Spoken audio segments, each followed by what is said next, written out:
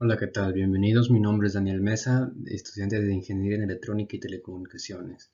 Y hoy les vengo a hablar sobre métodos de frenado eléctrico que se pueden usar con controles de velocidad para motores eléctricos, de la materia de electrónica industrial y de potencia.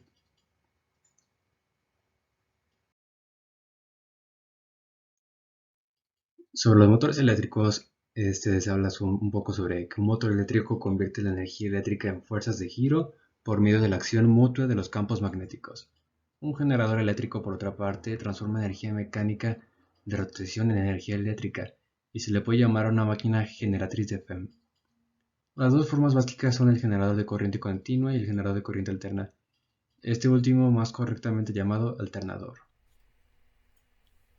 El motor eléctrico es un dispositivo que transforma energía eléctrica en energía mecánica de rotación por medio de la acción de los campos magnéticos generados en sus bobinas. Dentro de la categoría de los motores eléctricos está el motor síncrono,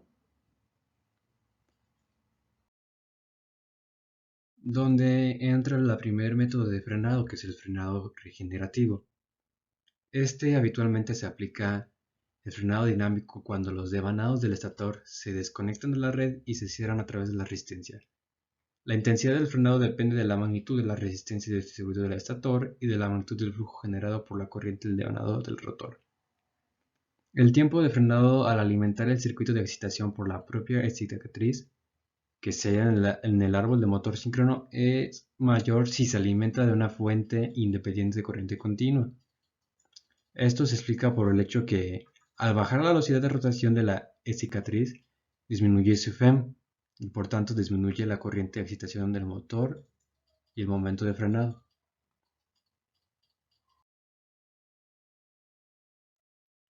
El otro método es el frenado de contracorriente.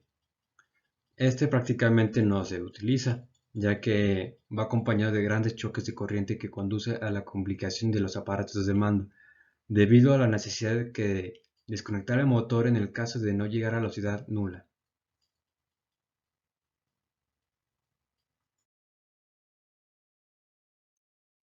El motor asíncrono. Dentro de sus métodos está el frenado de contracorriente, donde para limitar la corriente y obtener el momento correspondiente en el frenado es necesario para utilizar el motor de anillos conectar al circuito del rotor una resistencia adicional al régimen permanente cuando el frenado es contracorriente le corresponde.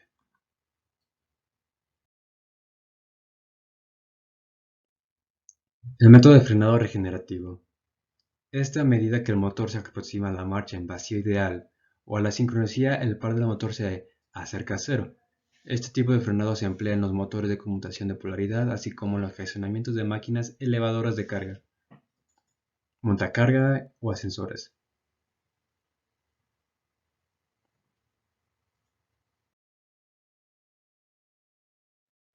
El frenado dinámico suele obtenerse conectando el devanado del estator a la red de corriente continua.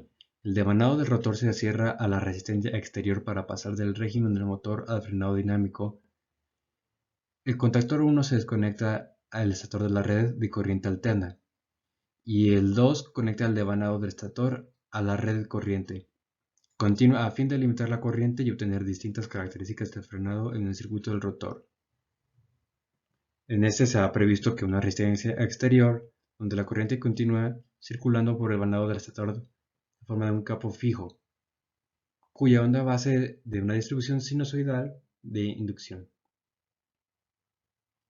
En el rotor giratorio se engendrará corriente alterna que genera su campo, el cual también es fijo con relación al estator, debido a la interacción del flujo magnético total con la corriente del rotor.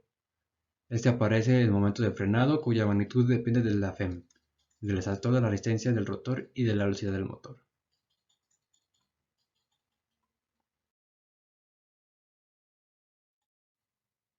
Hablando acerca un poco del control de velocidad del motor eficaz mediante variadores de frecuencia de velocidad variable, se tiene que el método más eficaz con gran diferencia para el control de velocidad del motor es empleando variadores de frecuencia.